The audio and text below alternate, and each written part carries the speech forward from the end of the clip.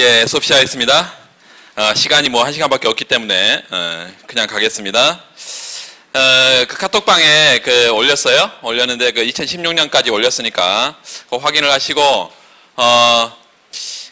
원래 목차는 그 김인준절을 중심으로 그 목차가 구성이 되어 있으니까 주제가 다 있잖아요. 거기 위치가 다 있으니까 그거 중심으로 여러분이 김신행제를 보면서 또 확인을 하고 나중에 시간 되면 또 김신행제의 그 관련 챕터에다가 제가 표시를 해드리겠습니다. 그리고 그 다음 단계 가면 어떻게 해야 돼? 기출문제를 복사를 해가지고 그 사이사이에 껴 놔야 되겠죠. 그 파트에다가 그렇게 점점점 이렇게 좀 더 이거를 기본서를 조금 잘 활용하는 방법으로 계속 가고 항상 제가 드리는 말씀인데 무작정 끼워 넣는 거는 아닙니다. 무작정 끼워 넣는 거는 그러니까 내가 한 챕터를 단거나 하려면 그 챕터를 적어도 한 3번은 읽고 다른 자료를 끼워 넣어야지 그 챕터를 뭐 한 번 읽고 그냥 끼워 넣는다거나 바로 다음 챕터에 있는 내용인데 앞에 챕터에서 끼워 넣는다거나 이거는 백과사전을 만드는 것이지 단권화가 아니에요. 그래서 그 조금 이제 기본서를 좀 많이 읽어야 돼. 많이 읽고 흐름을 자꾸 깨고 성장론인데 경제성장론인데 갑자기 여기 경제성장론이 튀어나온 것이 왜 그러냐 뭐 특별한 이유가 없어. 별로 체계가 좋지 않은 거예요. 그래서 거기 보시면 경제성장과 생산 가능 곡선의 변화인데 경제성장은 생산량의 증가를 의미하고 경제성장의 원인이 나와 있습니다. 첫 번째 요소부존량 증가 밑줄. 요소부존량, 노동과 자본 투입량이 증가하면 경제가 성장해요. 119페이지입니다. 119페이지. 두 번째, 기술진보에 의해서 경제가 성장한다. 기술진보. 이건 생산 가능 곡선의 확장, 바깥쪽으로 확장이 되고요. 지난번에 등량선은 어떻게 된다 그랬어요? 등량선은 단위가치 등량선은 안쪽으로 들어오고 그냥 등량선은 바깥쪽으로 나가고 뭐 이런다 그랬어요. 첫 번째 그 그래프를 좀 보시면 지금 X, YZ 쪽으로 균등하게 바깥쪽으로 나가고 있죠. 그러니까 X, YZ의 이게 균형 성장이야. 두 산업의 균형 성장. 자, 두 번째는 XZ 쪽으로 치우쳐서 확장이 되고 있는데요. 거기 노동만이 증가한 경우 왜 XZ 쪽으로 치우쳐서 확장이 돼? 지금 XZ가 옆에 써놔요. 노동 집약제이기 때문에 그렇죠? 노동 집약제이기 때문에 노동이 증가하면 XZ 쪽으로 치우쳐서 확장이 됩니다. 그리고 C번에는 그 자본만 증가한 경우 그러면 왜 Y좌 쪽으로 치우쳐서 확장이 된다고요? YZ가 자본 집약제니까. 자본 집약제 써놔 YZ. 그런데 노동 증가나 자본 증가했을 때 타산업도 조금 증가하네요. 타산업의 지금 축에 절편값이 조금 바깥쪽으로 나가잖아요. 이게 붙을 수 있나요? 요게 이제 조금 바깥쪽으로 이렇게 나갔어 지금. XZ가 노동이 증가했을 때 X, YZ 두 산업인데 요게 처음에 생산 가능 곡선에서 이렇게 지금 바깥으로 나갔는데 이게 좀 떨어져 있는 상태에서 이렇게 바깥으로 나갔단 말이죠. 이렇게 이렇게요. 이런 경우는 산업 간의 노동과 자본이 이게 산업 간의 요소 이동이 자유로울 때 이래요. 자유로울 때 산업 간의 요소 이동성이 제약이 있는 특정 요소 모형에서는 얘가 붙습니다. 이렇게 여기 안 떨어져요. 그러니까 조금 이따 보게 될 특정 요소 모형에서는 경제 성장이 나타나면 그 해당 요소가 아니면 다른 요소는 어떻다고요? 변화가 없어. 생산량이. 그래서 특정 요소 모형은 그런데 여기서는 지금 어디 파트예요? 핵시 올린 파트죠? 핵시 올린 파트입니다. 자, 뒤에 넘어가시고요. 120페이지의 두 번째 단락에 요소 부존량뿐만 아니라 거기 기술 진보가 있는 경우도 밑줄. 기술 진보가 있는 경우도 생산 가능 곡선이 밖으로 확장되는데 X, Y 양 부분에 동시에 기술 진보가 발생하면 그렇게 균형 성장이 나타나고요. 그 다음에 X제 산업에만 기술 진보가 발생하면 X제 치우쳐서 그 다음에 Y제 산업에 기술 진보가 발생하면 Y제 산업에 치우쳐서 생산 가능 곡선이 확장이 된다. 요거 좀 기억하시고, 그래서 처음에 우리가 노동이 풍부한 나라는, 상대적으로 자본에 비해서 노동이 풍부한 나라는 노동 집약제에 치우쳐서 생산 가능 곡선이 확장이 되어 있습니다. 그리고 자본이 풍부한 나라는 자본 집약제에서 처음부터 확장되어 있어. 치우쳐서. 그렇게 되어 있는 걸 여러분 알 수 있을 거예요. 자, 여기는 이제 소규모 개방 경제와 대국 경제를 나누어서 경제 성장의 후생 효과를 다루는 건데요. 일단 첫 번째 소규모 개방 경제다 밑줄 긋고, 소규모 개방 경제라는 건 뭐였어요? 국제시장에서 형성된 가격을 그대로 수용하지 국제시장 가격에 영향을 못 주는 프라이스 테이커다 그랬어요. 프라이스 테이커. 어떤 재화의 공급이 늘어도 그 재화의 국제시장이 가격이 변하지 않는다. 자, 아래 그래프는 소국의 자본 축적에 의한, 자본 축적의 동그라미, 경제 성장의 후생 효과를 보여준다. 자, X제가 노동집약제, Y제가 자본집약제니까 Y제다 자본집약제 써나요? 자본집약제 써나? 자본이 축적이 됐으니까 자본량의 증가는 자본집약제 생산을 늘릴 거다. 확장적으로. 그래서 치우쳐서 자본집약제 치우쳐서 확장이 돼 있어요. 그런데 상대 가격은 변화가 있어 없어? 거기 P0 옆에 써놔. 상대 가격은 변화가 없습니다. 상대 가격은 변화가 없어. 그리고 A점에서 수평수직의 점선을 보내. A점에서 수평수직의 점선을 보내고 B점에서 수평수직의 점선을 보내요. 그러면 자본량이 늘었을 때 X제 생산은 어떻게 됩니까? A점에서 B점으로 가면서 줄고요. X0에서 X1으로. Y제 생산은 Y0에서 Y1으로 늘죠. 립진스키가 뭐라고 그랬어요? 립진스키가 자본량이 증가하면 자본 집약제 생산은 절대적으로 늘고 노동 집약제 생산은 절대로 준다. 그게 립진스키 정리죠? 그래서 이건 립진스키 정리를 그대로 보여주고 있는 것입니다. 자, 그리고 그 소비점이 지금 최초의 A점 생산점, C점 소비점, 그 다음에 새로운 성장 이후의 A점의 성장 이전의 생산점, C점은 성장 이전의 소비점, 그 두 점을 연결하면 무역 삼각형이죠. 무역 삼각형 그려보시고, 그 다음에 새로운 생산점 B점 그리고 소비점 D점 연결해보면 무역 삼각형이. 그런데 애매하게 지금 C점과 D점을 우리가 어떤 라인을 연결해봐도 별로 어떤 특징이 없잖아요. 특징이 없는데 사회후생함수를 예를 들어서 콥더그라스 사회후생함수를 줬어. 그러면 이걸 어떻게 그려야 될까요? 이거를 원점 5에서 CD가 방사선상에 있어야 되겠죠. 그렇죠? 재화의 상대가의 변화가 없으니까. 그래서 그렇게 소비함수를 줄 수가 있습니다. 후생함수를. 그럼 정확하게 우리가 그 소비점을 그렇게 찍어야 됩니다. 여기는 그냥 동조적인 소비함수다. 이렇게 그냥 일반적인 소비함수 하나 상정한 것이지 뭐 특정한 특징이 없어. 자, 그 그래프 바로 위에 소국의 자본 축적에 의한 경제 성장 후생 효과인데요. 자본량이 증가하면 밑줄, 거기다만 밑줄 그으세요. 자본량 증가하면 생산 가능 곡선 확장이 되는데 소국의 재화 가격은 변하지 않기 때문에 밑줄, 그 다음 단락에 줄에 자본 집약제 Y제 생산은 증가하고 노동 집약제 X 생산은 감소한다. 이게 립진스키 정리다 그랬고, 후생은 어때요? W1에서 W2로 증가한다. 자, 그래서 거기다 별표, 소국의 경우는 경제가 성장하면 반드시 후생 수준이 증가한다 이랬습니다. 소국은 경제가 성장하면 반드시 후생 수준이 증가한다. 경제 성장 요인이 밑줄, 요소 부존량 증가든 물량이든 아니면 질적 투입 요소인 기술 진보든 경제 성장은 후생 수준을 높인다.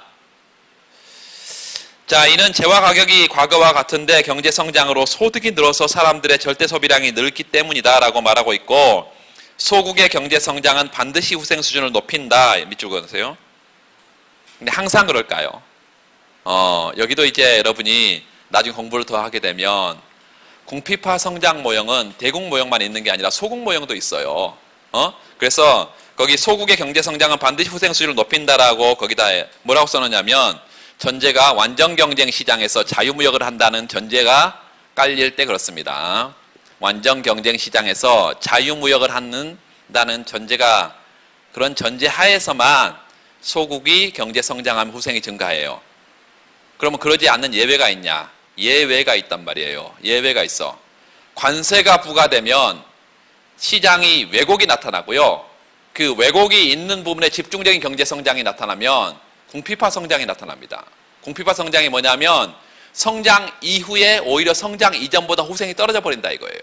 그게 잔슨 모형이라는 것인데 나중에 조금 더 자세한 걸 하겠습니다. 여기서 지금 잔슨 모형을 하고 있을 수가 없어. 나중에 자료를 가지고 조금 보면 좋겠습니다. 여기는 이제 거기 대국의 궁핍화 성장 나왔는데 대국 모형은 바그와티 모형이에요. 바그와티가 주장하는 모형인데 여기 이 책에서는 소국은 경제성장 후생 증가, 대국은 경제성장 교육조건 악화 후생 감소할 가능성 뭐 이렇게 얘기를 지금 하고 있는 것입니다. 그래서 그 두 번째 단락 보면 대국이 밑줄 수출제 부문 그게 중요해요. 경제성장이 발생한다고 하자. 이 경우 수출 공급량의 증가 국제시장의 수출 물량이 늘면 어때요? 이 대국은 밑줄 그어놓고 교육 조건에 영향을 줍니다. 국제시장 가격에 영향을 주어요. 그래서 수출제 물량을 늘리면 수출제 가격이 어떻게 되겠습니까? 떨어져. 교육 조건에 악화죠. 악화.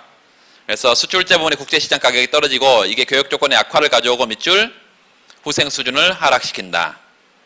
만일 교육 조건의 악화 정도가 크면 경제 성장에도 불구하고 후생 수준이 낮아지는데 그걸 바그와티가 궁핍화 성장이라고 불렀다. 궁핍화 성장은 기본적으로 첫 번째 어떤 조건이 충족이 돼야 돼요? 궁핍화 성장의 발생 가능성 조건. 첫 번째 뭐요? 대국. 두 번째 성장은 어떤 분야에서? 수출제 분야에서. 수출제. 그리고 수출제 공급량의 증가가 교육 조건을 큰 폭으로 악화시켜야 되겠죠? 교육 조건을 큰 폭으로 악화시켜야 됩니다. 그래서 성장 이전보다 성장 이후 후생이 감소할 수 있다. 자, 이런 생각 한번 해볼까요? 내가 수출 물량을 늘렸어.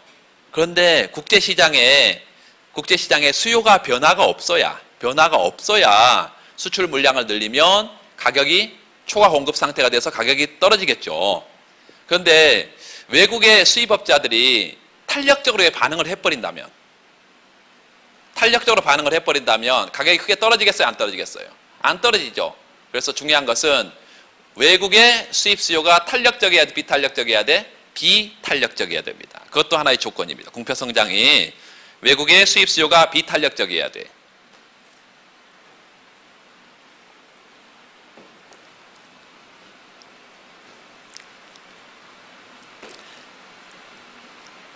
자, 그 아래 그래프에 먼저 P0 한번 찾아보세요. P0 이게 P1으로 갔죠? P0가 P1으로 간 것은 P0는 Py분의 PX죠? 그러면 Py분의 PX가 여기 높아진 거죠? P1으로 갔다는 것은. 그러면 YZ 가격이 높아진 거예요? 떨어진 거예요? 떨어진 거죠. 떨어진 거죠.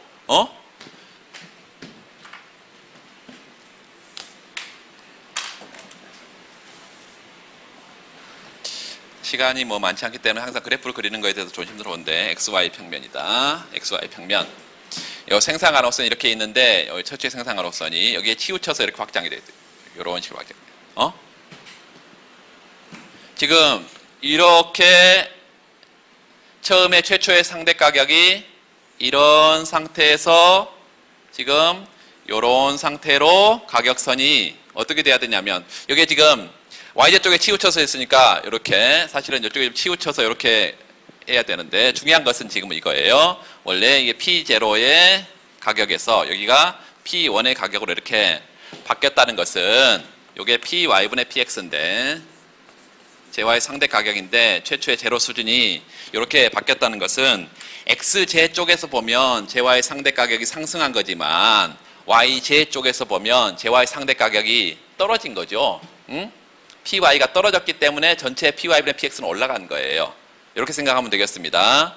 그리고 얘는 지금 처음에 이렇게 XJ, YJ 여기 X 이쪽으로 좀 치우쳐서 좀 그래야 되겠어요. 자, C점 최초의 소비점, 그 D점에다가 이렇게 써놔요. 성장 이후의 소비점, 성장 이후의 소비점. 그리고 C점은 성장 이전의 소비점. 후생은 W1에서 W2로 화살표하고 후생은 떨어져 버리고 있습니다. 교육 조건의 악화 때문이죠. 자, 그 위에 공표성장 그 YJ에다가 수출제 써놓고 YJ가 수출제입니다. 그래서 얘를 그 옆에 얘가 YJ가 수출제인 국가에서 YJ를 중심으로 집중적인 경제 성장이 있는 거예요. 그렇죠?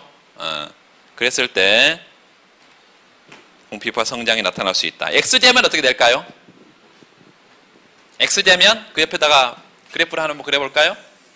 X제 공피파 성장이 있어. 그 말은 무슨 얘기예요? XY 이렇게 두 제와의 평면인데 요 X제가 수출제야 이제.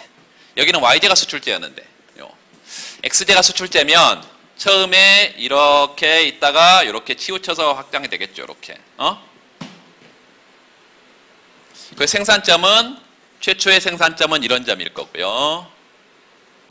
새로운 생산점은 이렇게 치우친다고 생각해 봅시다. 그러면 당연히 X제 생산은 이렇게 뭐 하고요? 수출제 쪽으로 치우쳐서 확장됐으니까 X 생산은 뭐 하고 늘고 YJ 생산은 줄고 이렇게 늘고요. 이렇게 상대 가격이 여기 좀 가파르게 그려야 되겠습니다. 이렇게 가파르게 그려서 최초의 뭐죠? PY분의 PX 제로고 여기는 이제 이런 형태로 요렇게 이게 조금 애매하네. 아무리 급해도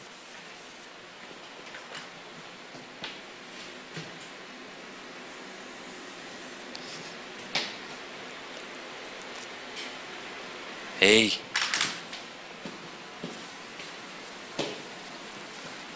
다시 그릴게요.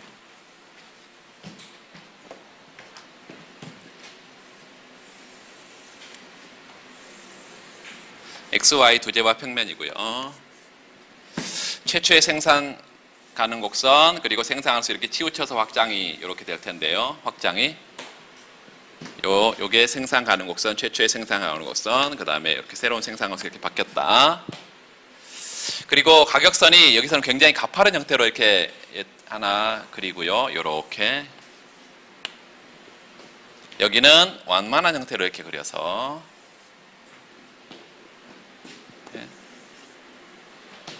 최초의 가격은 P0고 새로운 가격은 P1이다. 중요한 것은 최초의 생산점, 새로운 생산점, 여기 보니까 후생 수준이 요 가격 수준에서 후생을 표시를 소비점 이런 점이요. 여기 그리고 요 가격선에 아무거나 하나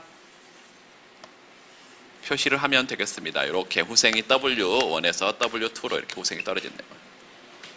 이 점이 C점에서 이게 D점이 되겠죠. 이렇게. 그래서 교육 조건의 약화가 이렇게 크게 나타나면 이 보니까 이렇게 크게 교육 조건이 악화가 되면 PY분의 PX가 크게 떨어지면 이게 크게 떨어지면 경제 성장에도 불구하고 생산 가능성이 바깥쪽으로 확장되어 있는 경제 성장에도 불구하고 후생이 떨어질 수 있다. 이게 공피파 성장이다. 이 공피파 성장에서 일단은 그 뒤에 나와 있는 얘기를 좀 하고요. 그 그래프 바로 위에 그림은 자본 집약적인 Y제를 수출하는 나라에서 밑줄 긋읍시다. 자본 집약제 Y제를 수출하는 나라에서 자본 축적으로 인한 자본 분전량이 증가한 경우를 가정하고 있다. 자본량 증가로 생산 가능성 밖으로 확장되는 거 당연한 것이고, 후생은 그렇게 떨어진다. W1에서 W2로. 넘어가세요.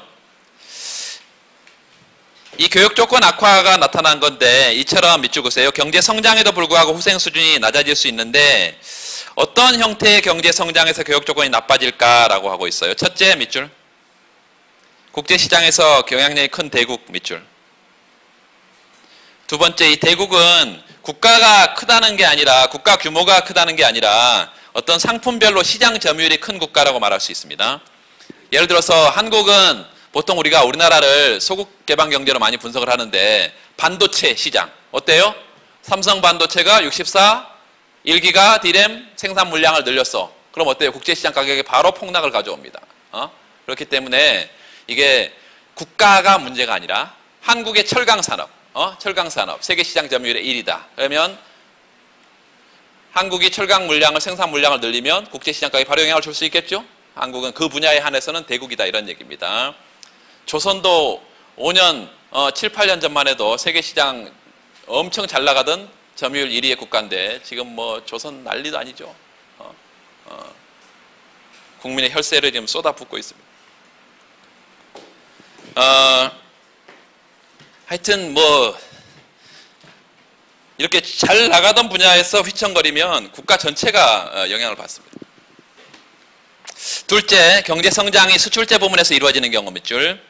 아까 말씀드렸습니다. 세 번째, 수요가 비탄력적이어서, 이거는 수입 수요를 의미합니다. 세계에서 수입 수요요. 다른 국가에서 수입 수요. 그리고 공급량은 뭐예요? 이게 수출 공급이죠. 그 위에 수요, 셋째, 수요가 비탄력적이다. 여기에서 수입 수요라고 써놓고, 거의 공급량 증가해서 무슨 공급이요? 수출 공급량이 늘었을 때 가격이 크게 떨어진다. 따라서 수출제 가격의 가격 하락 정도가 크지 않으면 수출제 가격 하락으로 인한 후생 감소 효과 밑줄 긋읍시다. 이거보다 생산 증가에 의한 후생 증가 효과, 이게 더 커서 교육 조건의 악화에도 불구하고 후생이 떨어지지 않을 수 있다, 이 말이에요. 올라갑니다. 그런데 뭐가 크다는 거예요? 가격 효과가 훨씬 더 커버리기 때문에 후생이 감소해버린다, 이런. 농산물 같은 1차 상품은 대체로 수요 탄력성이 비탄력적이다, 밑줄. 그 밑에 세 줄 내려가 보면 얘가 커피 나와 있습니다. 커피의 세계 최대 생산국 브라질, 콜롬비아, 풍년이 들어서 커피 작황이 좋았다. 뭐 어떤다고요? 국제시장에 수출 물량을 늘리면 크게 가격이 떨어져서 많이 팔고도 손해를 본다, 이런 얘기입니다. 그 뒤에는 여러분 그 한국의 무역구조 읽어보시면 되겠습니다. 다 넘어가겠습니다. 그리고 부록에 나와 있는 재화가액과 요소가액 관계는 지난번에 다 설명을 드렸어요. 그 128페이지에 128페이지 그 그래프가 앞에서도 나온 그래프하고 똑같습니다. R분의 W A하고 R분의 WD는 뭐라고요? 완전 특화점이라 그랬습니다. 완전 특화점. 그리고 그 A2'과 D2' 그 사이는 뭐라고 그랬죠? 다변화 구간이라 그랬죠? 생산의 다변화 구간. X, Y를 둘 다 생산하는 생산의 다변화 구간. 그래서 그 수평축에 재화의 상대 가격 써놓고 수익축에 요소의 상대 가격 써놓으면 재화의 상대 가격, 요소의 상대 가격은 어떻다? 정의 비례관계에 있다. 자, 지난번에 다 설명을 드렸고, 오늘은 여기 특정 요소 모형에 집중하기 위해서 앞부분은 좀 빨리 좀 봤습니다. 특정 요소 모형, 해외 아웃소싱. 아웃소싱 모형은 제가 방금 카톡에도 문자를 드린 것처럼 올해, 작년에 계속 출제가 되고 있습니다. 그 132페이지 보면 핵시에 올린 모형에서는 밑줄. 핵시에 올린 모형, 거기다만 밑줄 그어놓으세요. 핵시에 올린 모형. 모든 생산 요소의 부문 간의 이동성이 자유롭습니다. 그러나 모든 생산 요소의 이동이 가능한 건 아니다. 특정 산업에만 이용되는 요소도 있다. 단기적으로 이동이 불가능한 요소도 있다. 그래서 특정 요소 모형은 밑줄. 이 특정 요소 모형은 생산 요소의 이동이 제한된 경우의 무역 현상을 설명한다.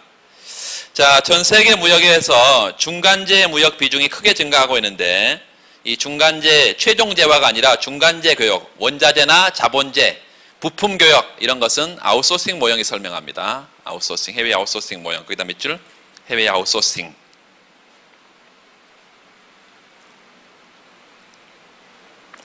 자, 그래서 이 장에서는 먼저 특정 요소 모형을 이용해서 무역 패턴, 소득 재분배, 밑줄, 소득 분배, 밑줄. 무역 패턴은 뭐예요? 어떤 재화를 수출하고 어떤 재화를 수입할 것인가. 그 다음에 소득 분배는 어떤 경제 주체가 후생이 증가하고 어떤 경제 후생이 감소할 것인가. 뭐 이런 얘기죠. 중요한 건 그것입니다. 별표. 무역이 소득 분배 효과가 장기와 단기에 어떻게 다르냐. 또 아웃소싱 모형을 통해서 숙련, 비숙련 노동의 임금 격차가 왜 발생하냐. 그리고 아웃소싱을 하면 어떤 이득이 있냐. 아웃소싱 모형은 핵시올린과 비슷하게 출발을 하지만 전혀 다릅니다. 다른 모형이에요.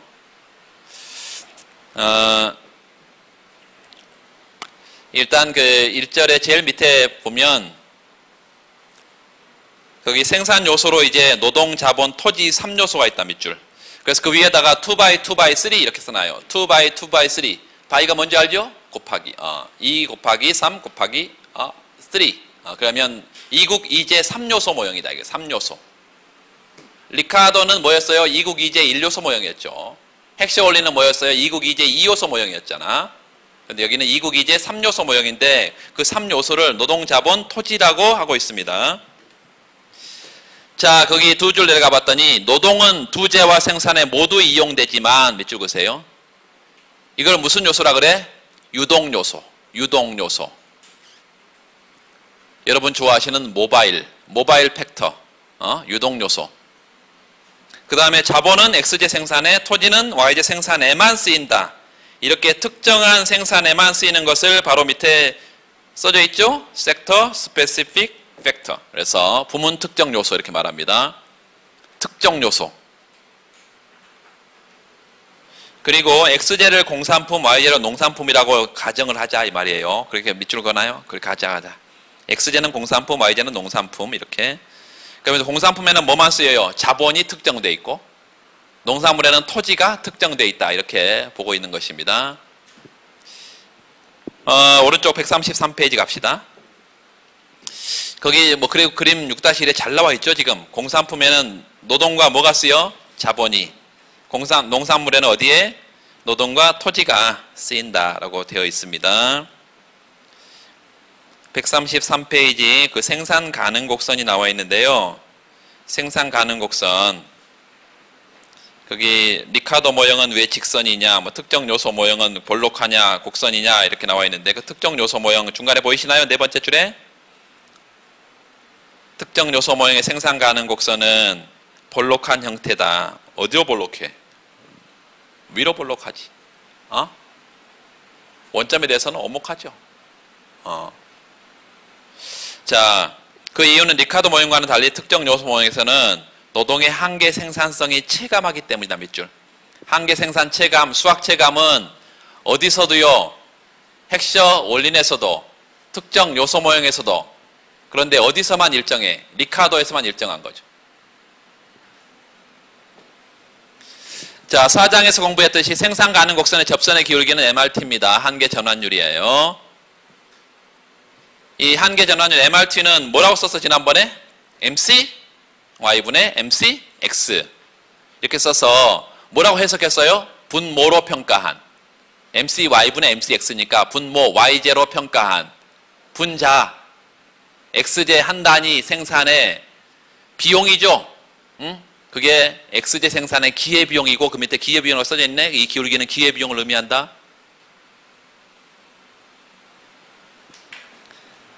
그 한 재와 생산을 늘리기 위해서 포기해야 되는 다른 재와의 양을 의미한다.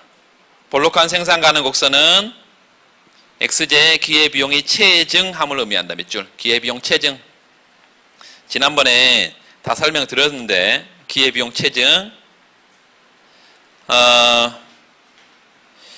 그 뒤에 135페이지에 볼록한 생산 가능 곡선이 그려져 있는데 거기 볼록한 생산가는 곡선이 접선을 표시를 해보면 접선이 점점 x 생산이 늘 때 접선이 어떻게 돼? 점점 기울기가 커지죠?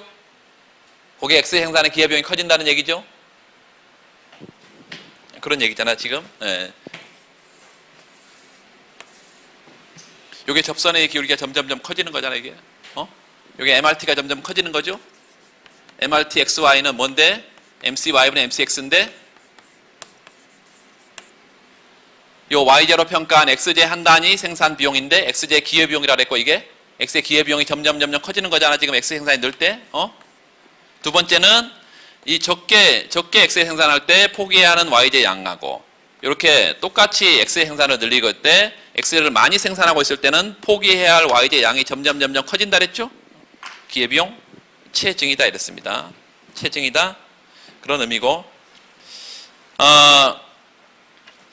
자, 한계 비용의 비율로 얘기했는데 이제 MRT를 한계 생산의 비율로도 쓸 수가 있는데요. 그 133페이지 제일 밑에 단락 기회비용이 체증하는 이유를 알아보자. 생산 가능성 접선의 기울기는 dx분의 dy라는 것을 여러분 다 알고 거기 밑줄 그어놓으세요. 노동 한 단위를 xj, yj 생산에서 xj 생산으로 이동했다고 하자 밑줄. yj에서 빼내서 xj 생산으로 이동시켰다 노동을. 그러면 yj 생산량은 노동의 한계 생산만큼 뭐예요? 감소하고 xj 생산은 노동의 한계 생산만큼 증가하죠? 그거 다 이해되시죠? 그 다음에 밑줄 노동 한 단위 이동으로 yj 감소분은 MPLY라고 할 수 있나요? 그렇죠. 그 다음에 xj 증가분은 MPLX라고 말할 수 있나요? 그렇죠. 그래서 이를 생산 가능 곡선의 접선의 기울기 dx분의 dy 이렇게 쓰면 어떻게 써야 돼? 그렇게 써야 되죠. 뒤에 6-1 MPLX분의 MPLY. 자, 요 한계 비용의 비율로 썼을 때는 MCY분의 MCX인데요. 한계 생산으로 쓰면 분모가 X, MPLX분의 MPLY가 됩니다. 이거 뒤집어 쓰면 안 돼요. 6.1이다. 요게 한계 전환율 이런 거 요즘은 다 구하라고 그럽니다. 국제경제학에서도 구하라고 그래 이걸. 근데 생산함수를 주면 바로 구할 수 있겠죠. 노동을 미분하고 자본을 미분하면 되니까. 이해되시죠? 나중에 그 XJ 생산이 증가함에 따라 밑줄 그어서 6.1에 X 생산이 증가함에 따라서 생산 가능 곡선의 기울기가 어떻게 변하는지 보자. X 생산 증가 밑줄, 노동 투입량 증가 밑줄, 노동의 한계 생산 감소. 두 번째 YJ 노동 유출, 노동의 한계 생산 증가. 그 위에 6.1에 분모 MPLX는 화살표를 아래로, 그 다음 MPLY는 화살표를 위로, 전체는 화살표를 위로. 그래서 한계 전환율이 점점 어떤다고요? 커진다 이것입니다. 따라서 거기 밑줄 긋읍시다. 한계 전환율이 커진다는 것은 생산 가능 곡선의 기울기가 점점 커지고 경사가 진다는 것을 의미하고 생산 가능 곡선이 볼록한 형태임을 의미한다. 이런. 자, 리카도 모형에서는 노동의 배분에 의해서 두 재화의 생산 비중이 결정되지만 생산 가능 곡선이 직선이다. 리카도는 직선이라고 했고 리카도 모형에서 노동의 한계 생산이 일정하기 때문인데 여기서는 한계 생산이 체감하고 기회비용은 체증하고 이런 가정을 둔다 이것입니다. 그 6-2에 생산 가능 곡선이 나와 있는데 A국은 그 자본 풍부국인데 어디에 치우쳐서 있어요? XJ에 치우쳐 있네요. 그럼 XJ가 뭐예요? 자본 집약제. B국은 토지 풍부국인데요. 어디에 치우쳐 있어? Y제에 치우쳐 있네. 이게 토지 집약제.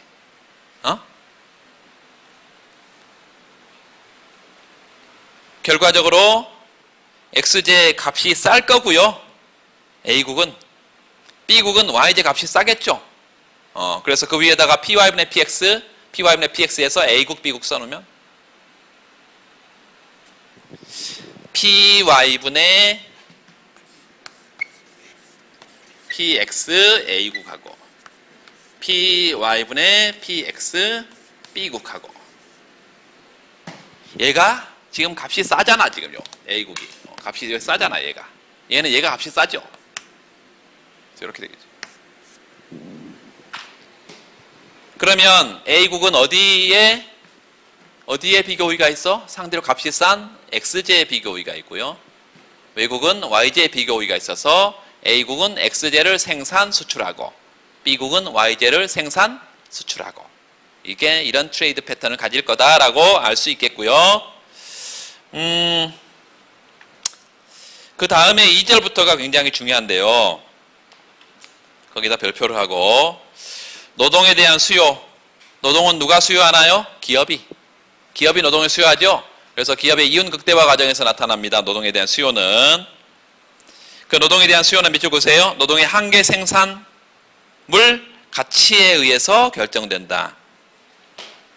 뒤에 식을 봤더니 W equal P 곱하기 MPL이죠. 이거 어디서 나왔다 그랬어요? maximize pi. maximize pi 써봐요. maximize pi equal TR 마이너스 TC. TR은 뭐고요? P 곱하기 Q고. TC는 뭐죠? 노동비용과 자본비용이니까 WL RKG. 노동비용, 자본비용. 그걸로 뭘로 미분하면? 노동으로 미분하면 첫 번째 식이 나오고 자본으로 미분하면 두 번째 식이 나오고 이렇죠? 기업은 기본적으로 맥시마이즈 기업은 이윤을 극대화하는 경제 주체다.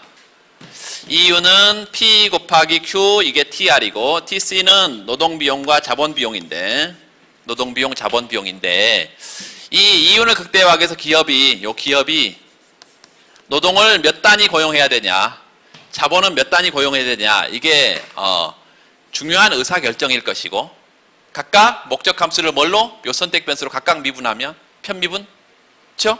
각각 미분하게 되면 first order condition 이렇게 미분 조건들이 각각 하나는 노동으로 미분하고 뭐를?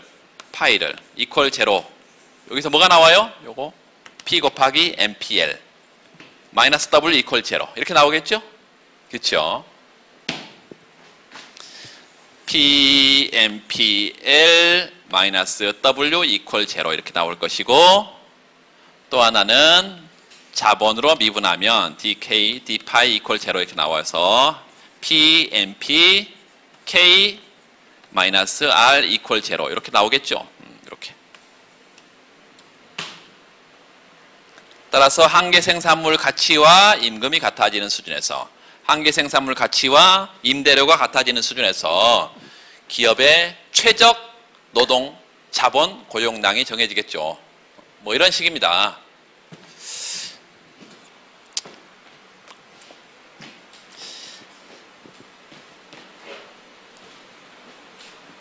자, 거기 6.2A, 6.2B 바로 밑에 보면 노동의 부문 간 이동이 자유롭기 때문에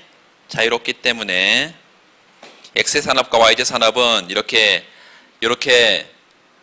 결정이 됩니다. 그런데 문제는 이제 산업 간 요소 이동이 자유로울 때는 그런데 요소 이동이 자유롭지 않은 경우는 이제 달라지는데요. 여기는 그 위에다 그렇게 써놓읍시다. 산업 간의 요소 이동이 자유로울 때.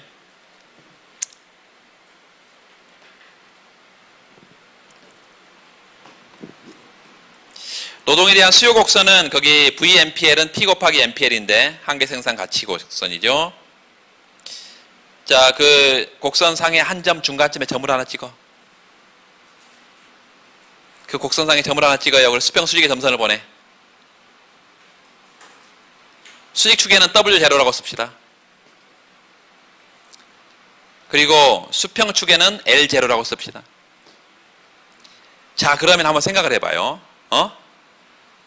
임금이 W0의 임금 수준이면 이 W0와 equal W0 equal VMPL 만나는 수준에서 뭐가 결정됩니까? L0라는 최적 노동 고용량이 정해지죠. 그러니까 임금은 W0의 임금을 줘. 고용은 얼마만큼 돼? L0만큼 고용돼. 그러면 그 사각형의 면적이 뭐예요? 사각형의 면적이 뭐죠? 임금 W에다가 노동 고용량이니까. 이게 기업의 입장에서는 노동 비용이고 노동자 입장에서는 노동자의 총 보수죠. 그래서 그 아래쪽에다가 빗금을 쳐서 사각형 면적에다가 노동자의 보수입니다. 노동자의 보수야.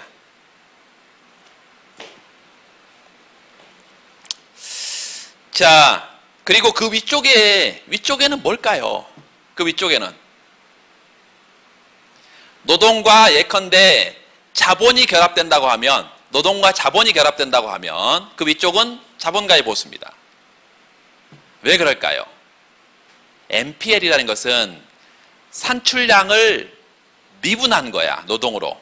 그렇죠? 산출량을 미분했어요. 그럼 이걸 다 모으면 또 뭘까? 그 아래 밑면적을 다 모으면 뭐야? 산출량이지. 적분하면 산출량이 된단 말이죠. 그런데 한번 생각을 해봐요. 요렇게 지금 우하향하는 VNPL이라는 게 있는데 P는 신경 쓰지 말고요. W0의 임금 수준에서 L0만큼 노동을 고용한다면 L0만큼 노동을 고용한다면 요게 지금 노동자에게 돌아가는 보수라 그랬어. 그러면 전체 생산량은 요게 지금 NPL은 산출량을 노동으로 미분한 거니까 전체 생산량은 이렇게 됐단 말이죠, 이거요. 요거는 노동자가 가져갔어. 그러면 이건 누가 가져가야 되냐 이 말이에요. 노동과 자본을 결합을 해서 물건을 만든다고 하면 자본가가 가져가야 된다 이거예요. 이런 생산량을, 총 생산량을 보수로 평가할 수 있는 이유가 뭐냐면 CRS 생산함수를 가정하기 때문에요. CRS 생산함수는 완전 분배 정리가 성립하고 완전 분배 정리는 산출량을 노동자와 자본가에게 기여분 만큼 나눠주면 완벽하게 남는 것도 부족한 것도 없이 완벽하게 분배가 된다 이 말이에요. 요 밑면적이 전부 다 분배가 돼야 돼. 누구와 누구에게? 노동자와 자본가에게 분배가 돼야 된다는 가정이 있기 때문에 그런 거예요. 그래서 이 특정 요소망에서 가장 중요한 가정이 뭐라고? CRS 생산함수 가정이라고. 규모수익 불변의 생산함수 가정이다. 응?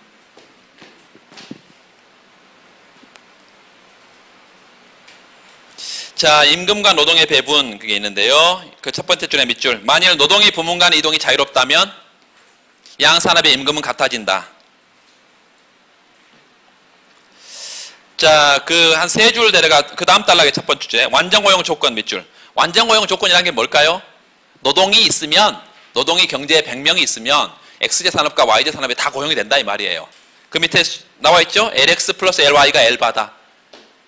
L바는 뭐예요? 노동 부존량 써놓고 노동 부존량 전부가 X제 산업과 Y제 산업이 고용된다 이 말이에요. 이게 완전 고용 조건이다. 이거 기억해야 됩니다.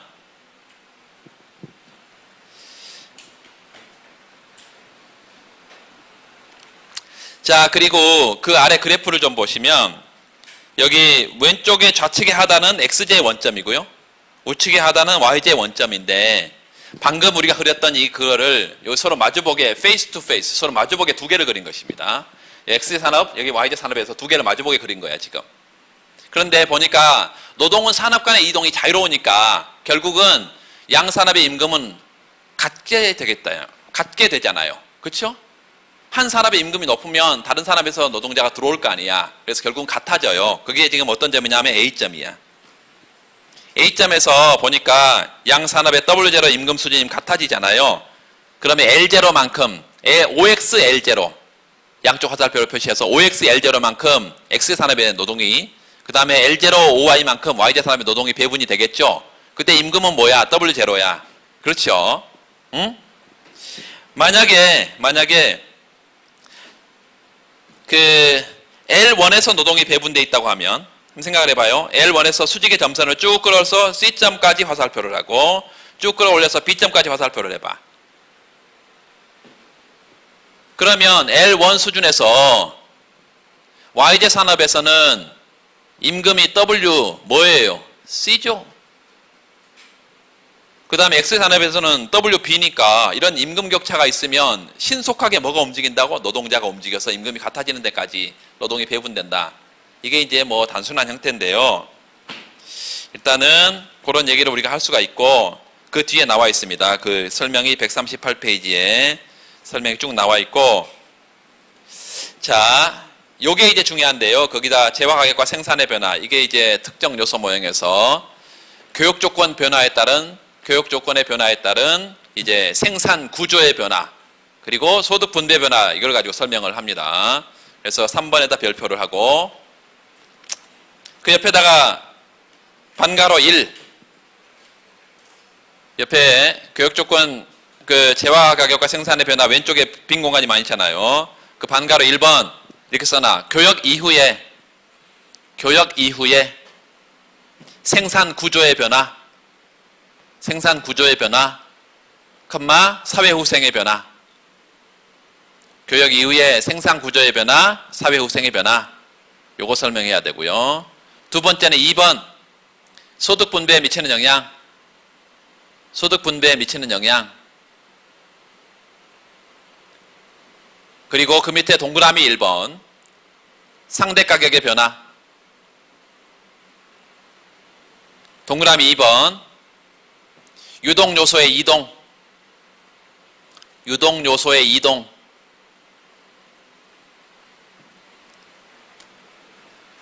컴마 산출량 변화. 컴마 요소 집약도 변화.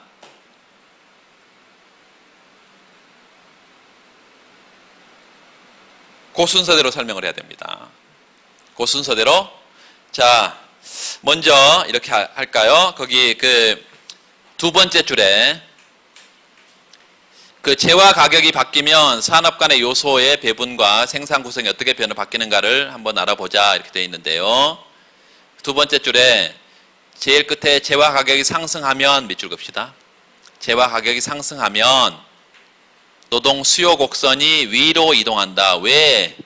노동 수요 곡선은 P 곱하기 MPL이니까.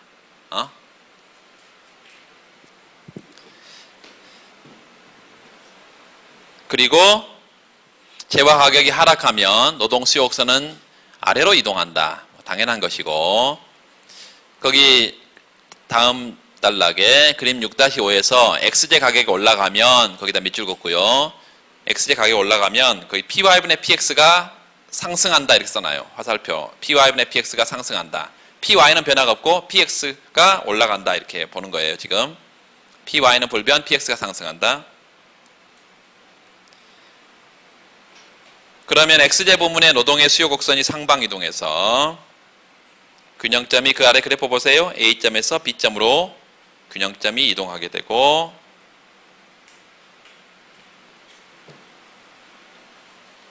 두 줄 내려가서요. 거기 특정 요소인 자본과 토지는 일정하게 주어져 있습니다. 밑줄. 노동이 어디서 어디로 이동했다고요, 지금요?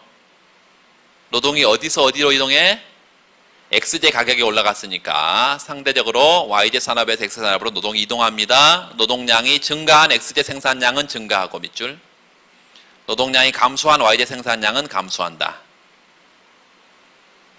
그게 지금 139페이지에 나와 있는데요.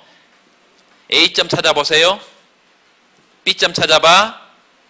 그 위에 1번하고 1번 PY분의 PX의 상승. 1번 PY분의 PX 상승. 그게 뭘로 나타나 있어? 지금 P0에서 P1으로 이렇게. 두 번째 2번 산출량의 변화, 이렇게 해서 거기 XA에서 XB로 화살표 하세요. XJ 생산량은 늘고 YA에서 YB로 YJ 생산량은 줄어요.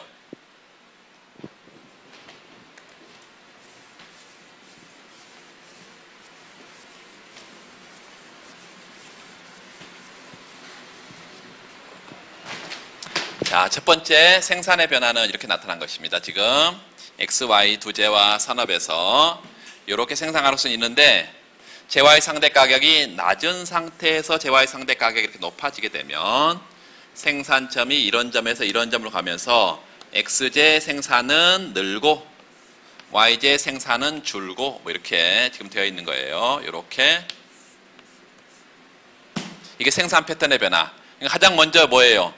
요 P0에서 P1으로 요 상대 가격의 변화가 첫 번째고, 두 번째 생산점이 이렇게 변하는 것이 두 번째 지금 이게 지금 생산 패턴의 변화.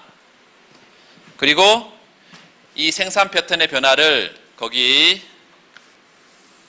XJ 원점과 YJ 원점을 이렇게 표시하고 여기 자유롭게 움직이는 요소는 뭐예요? L이죠? 노동이죠? 그러면 이 수직축은 뭐 해야 돼?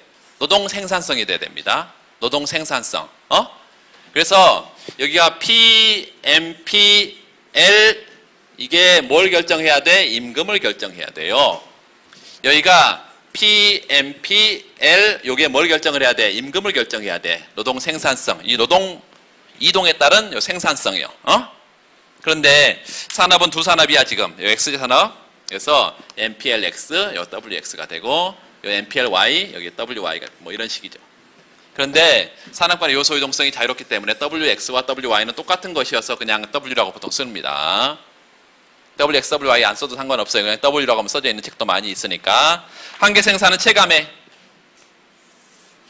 한계 생산 체감해.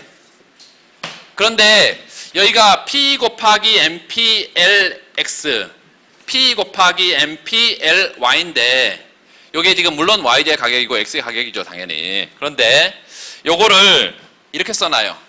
요거는 각각의 임금 수준에서 W하고 얘가 맞아떨어진 상태에서 요소 시장이 균형이잖아요. 요소 시장이 최적 고용이 선택되잖아. 그래서 이게 요소 수요 곡선입니다. 이게 중요해. XJ 산업의 노동에 대한 수요 곡선이야. 요게 YJ 산업의 LY 디맨드, 노동에 대한 수요 곡선입니다. 이게 요소 수요 곡선이라는 것을 여러분이 정확하게 알아두세요. 요소 수요 곡선이야. 그래서 양 산업의 요소 수요가 맞아떨어진 상태에서 뭐가 결정됐는데 처음에 최초의 상태에서 뭐가 결정돼? 균형 임금이 결정됐어요. 균형 임금이 W0. 균형 임금이 결정됐어. 중요한 것은 XG 가격이 이게 올라가게 되면 이렇게 올라가면 PX1, 요 MP, LX 이렇게 되면서 새로운 균형점에서는 이렇게 노동이 L0에서 L1으로 가면서 원래 처음에 X산업의 노동이 요만큼이 부존되어 있다가 이제 노동 부존량이 요만큼 늘죠 지금. 요 델타 L만큼 노동 부존량이 늘어. 그리고 YJ산업에서는 원래는 요만큼에서 이제 요만큼으로 줄어드는데 요거를 이제 뭐 이렇게 길게 보통 뽑아내가지고 이렇게 두 개로 보통 표시를 합니다. 그런데 이게 그거 자체가 지금 중요한 게 아니고 중요한 건 이거야. 재화의 상대 가격 P5분의 PX가 이렇게 올라갔는데 뭐가 일정한 상태에서 얘가 일정한 상태에서 이렇게 일정한 상태에서 얘가 올라가고 첫 번째 우리가 할 일은 산출량이 XJ 산출량, YJ 산출량 이렇게 됐다는 걸 우리가 아까 생산 가능 곡선에서 봤고 두 번째는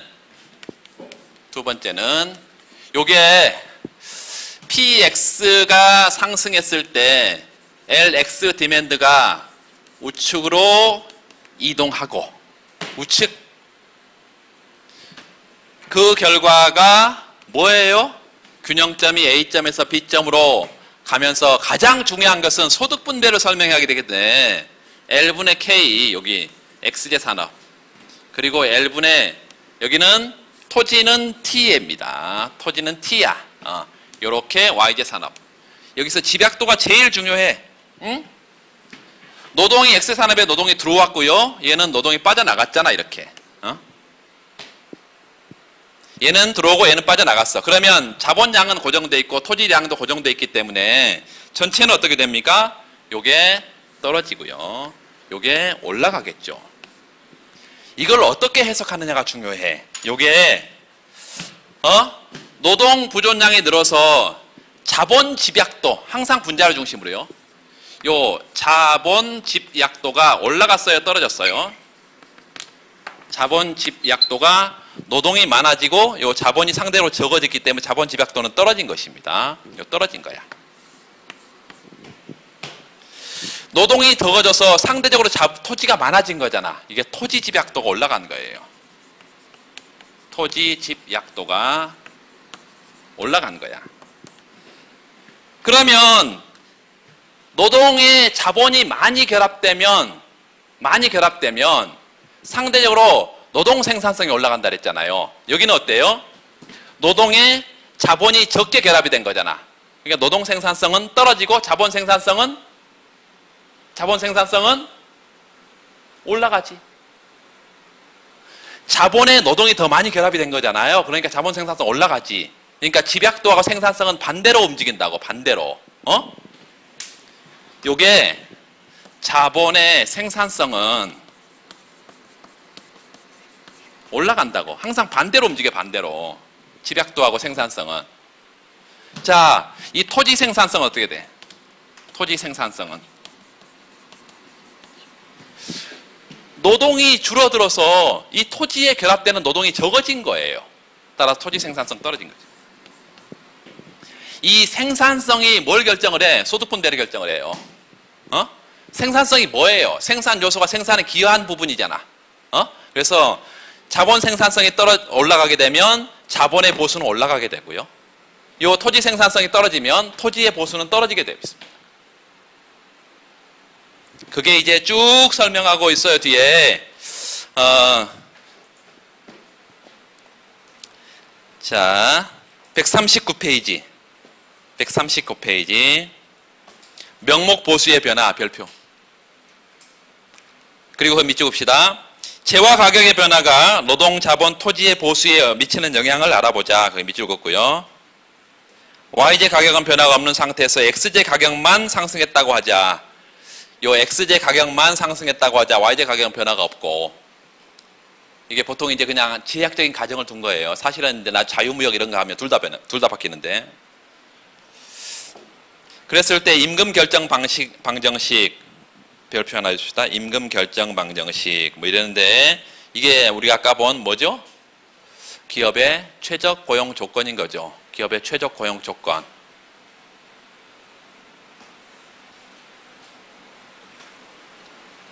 자, 그 다음에 140페이지 두 번째, 세 번째 달라 꼼꼼하게 다 읽어야 됩니다. 이 부분이 제일 중요한 부분이라고 제가 말씀드렸어요. 거기 X제 가격이 올라가면 거기 밑줄 긋고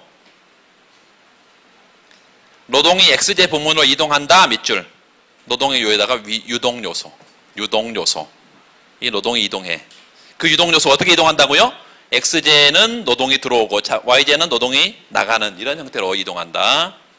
그래서 특정 요소인 자본량과 토지량은 변해요? 안 변해요? 안 변한다. 발을 붙여놨잖아요? 안 변한다. 이거 안 변해. 그래서 노동이 유입된 X제 부분에서는 노동 생산성은 떨어지고 유출된 Y제 부분에서 노동 생산성은 증가한다. 자, 그 노동 생산성까지 갔습니다. 그래서 명목 임금 그 다음에 위에 식 6.4에서 이러한 변화를 적용하면 명목 임금 변화를 알 수 있다. 명목 임금의 동그라미. PX는 올라갔으나 MPLX는 떨어졌기 때문에 X제 부분의 임금 변화는 모호하다. 밑줄 긋고. PX는 올라가는데 MPLX는 떨어져 버렸으니까. PY는 변화가 없는데 MPLY는 상승했기 때문에 Y제 부분의 임금은 명백히 상승한다. 균형 상태에서는 밑줄 그으세요. 두 부분의 임금이 항상 같기 때문에 Y제 부분의 임금 상승은 X제 부분의 임금 상승을 뜻한다. 결론적으로 별표. X제 가격이 상승하면 명목 임금은 상승한다. 보세요. 그냥요. X제 산업의 가격이 올라갔더니 명목 임금 상승했잖아. 뭐 다른 게 뭐 있어? 이거 올라갔잖아요. B점에서요. W1으로. 자, 중요한 것은 그 다음으로 그 밑에 끝에 다음으로 특정 요소인 자본과 토지의 보수가 어떻게 변하는지 알아보자.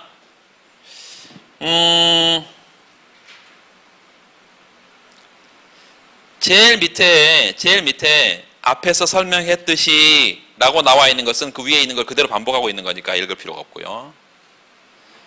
오른쪽 가보면 141페이지에 두 번째 단락에 X제 가격 상승이 요소의 보수에 미치는 영향을 정리가 되어 있는데 정리. X제 가격 상승 후에 임금 올라간다고 아까 말했어요. 그런데 X제 가격보다는 덜 올라가고 Y제 가격보다는 더 올라간다. 왜? Y제 가격은 변화가 없으니까. X제 가격은 크게 올라가는데 임금은 덜 올라간다. 이건 무슨 말이에요? 자, 보세요. 요거와 요거의 요 곡선의 차이는 뭐 때문에 나타난 거죠? 요 px가 px 프라임으로 바뀌기 때문에 간 거죠. 그래서 요 전체가 요 가격 변화 폭이에요. 임금은 어디게밖에 안 올라갔어? 임금은 이것밖에 안 올라갔잖아요, 지금요. 따라서 xj 가격 변화보다 임금 변화 폭이 작아요. 작죠? 자, 그리고 yj 특정 요소인 자본의 보수는 xj 가격보다 더 올라가고, yj 특정 보수인 xj, yj 특정 보수인 토지의 보수는 절대적으로 떨어진다. 그래서 그 요약이 나와 있는데 6.7에다가 별표를 하고, 저기 제일 오른쪽에 있는 RK는 뭔가요? RK는 뭐예요? xj의 특정된 자본의 보수예요. 써나 xj의 특정된 자본의 보수. 이거는 거기 px hat, xj 가격 변화보다 더 큽니다. 그 다음에 저기 rt는 뭐예요? yj의 특정된 토지의 보수입니다. yj의 특정된 토지의 보수야. 그래서 xj의 특정된 자본의 보수는 xj 가격보다 더 올라가고, yj의 특정된 토지의 보수는 전체적으로 다 떨어져 버린다 이것입니다. 거기에 유동요소요. w hat, 여기다 유동요소 적어두고, 유동요소는 x제로 px로 평가하면 어때요? 떨어져 버리고요. y로 py로 평가하면 올라가죠. 왜 py hat이 제로예요? yj 가격은 안 변하고 있으니까. 이건 변화율이잖아 지금. 그래서 py hat은 제로로 지금 보내고 있습니다. 그래서 이 결론이 뭐냐면, 결론이 xj 가격이 상승했을 때 xj의 특정된 요소의 보수, 자본 보수의 절대적인 증가를, 그렇죠? 절대적인 증가란 건 뭐예요? 거기 px보다 py보다 더 높아지는 거잖아. 어떤 재화로 평가도 높아지는 거죠. 그리고 요 yj 특정된 토지의 보수는 px로 평가하든 py로 평가하든 결대로 떨어져 버리는 거죠 지금. 유동요소는 어때요? 일률적으로 판단할 수 없다. xj로 평가하면 떨어지고 yj로 평가하면 올라가는 거니까. 이해되시죠? 그게 굉장히 중요합니다. 지금 그 6.7을 옆에다가 명목 보수의 변화, 이거를 실질 보수로 바꾸면 그 뒤에 수식은 안 돼 있지만 그냥 px분의 r, px분의 w 뭐 이렇게 쓰면 돼요. 이해되시죠? 그래서 그 다음에 142페이지 나와 있는 것도 꼼꼼하게 여러분 읽어야 되겠습니다. 142페이지. 그 결론만 좀 확인해 보시면 둘, 넷, 다섯 번째 줄에 그러므로 노동자의 실질 보수는 밑줄 증가하는가 감소하는가에 대해서 명확한 판단을 내릴 수 없다. 왜 그래? px로 하면 떨어져 버리고 py로 하면 올라가니까. 그 다음에 거기 특정 요소의 실질 보수는 명확하다. 별표하세요. 다. xj 가격이 올라가는 경우 xj의 특정된 자본의 명목 보수는 xj 가격이나 yj 가격보다 더 올라간다. 따라서 어느 재화로 밑줄 그으세요. 어느 재화로 측정하든 자본의 실질 보수는 올라간다. 다 설명드렸어요. 거의 별표. 반면에 yj 특정된 토지의 명목 보수는 떨어지기 때문에 어떤 재화로 측정하든 토지의 실질 보수는 떨어진다.